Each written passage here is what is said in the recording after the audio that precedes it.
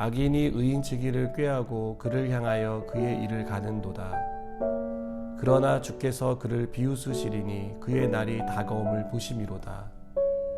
악인이 칼을 빼고 활을 당겨 가난하고 궁핍한 자를 엎드러뜨리며 행위가 정직한 자를 죽이고자 하나 그들의 칼은 오히려 그들의 양심을 찌르고 그들의 활은 부러지리로다. 의인의 적은 소유가 악인의 풍부함보다 낫도다. 악인의 팔은 부러지나 의인은 여호와께서 붙드시는도다. 여호와께서 온전한 자의 날을 아시나니 그들의 기업은 영원하리로다. 그들은 환난 때에 부끄러움을 당하지 아니하며 기근의 날에도 풍족할 것이나 악인들은 멸망하고 여호와의 원수들은 어린 양의 기름같이 타서 연기가 되어 없어지리로다. 악인은 꾸고 갚지 아니하나 의인은 은혜를 베풀고 주는도다. 주의 복을 받은 자들은 땅을 차지하고 주의 저주를 받은 자들은 끊어지리로다. 여호와께서 사람의 걸음을 정하시고 그의 길을 기뻐하시나니 그는 넘어지나 아주 엎드러지지 아니함은 여호와께서 그의 손으로 붙드심이로다. 내가 어려서부터 늙기까지 의인이 버림을 당하거나 그의 자손이 걸식함을 보지 못하였도다. 그는 종일토록 은혜를 베풀고 꾸어주니 그의 자손이 복을 받는도다. 아멘. 어제에 이어 오늘 본문은 다른 선택을 하는 사람의 삶이 어떻게 펼쳐질지에 대해서 우리에게 보여줍니다. 저는 어제 다른 선택이란 다른 사람들이 보이는 반응이 아닌 성도가 해야 할 선택과 성도가 보여야 할 반응을 보이는 것이다라고 말씀드렸습니다. 또한 부정적인 일을 묵상하지 말고 하나님이 원하시는 것을 선택하는 것이 다른 선택이라고 말씀드렸습니다. 이 두 가지를 종합해 보면 다른 선택이란 의인의 삶을 사는 것이다 라고 요약할 수 있습니다. 의인의 삶은요, 언제나 악인의 삶과 대척점에 있습니다.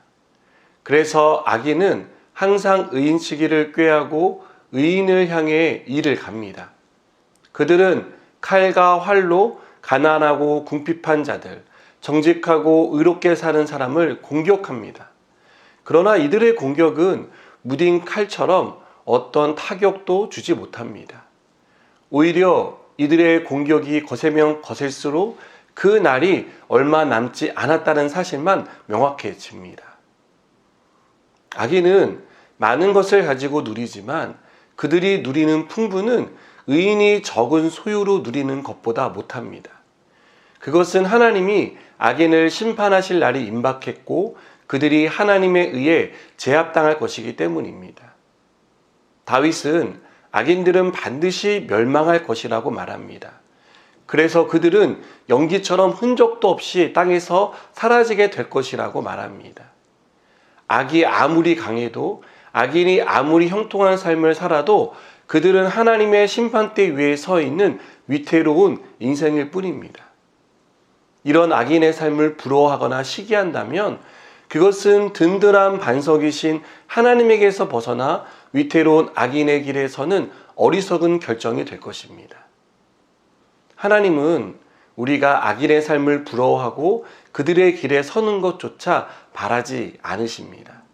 하나님은 우리가 하나님의 자녀의 삶을 향유하며 살기를 바라십니다. 그것은 곧 의인의 삶, 우리의 삶이 의로워지는 것입니다.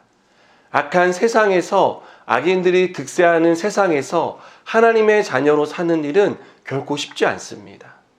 그러나 다윗은 하나님의 자녀로 살기로 선택합니다. 다윗이 이런 선택을 할 수 있었던 것은 하나님이 의인을 지키시고 보호해 주신다는 사실을 믿었기 때문입니다.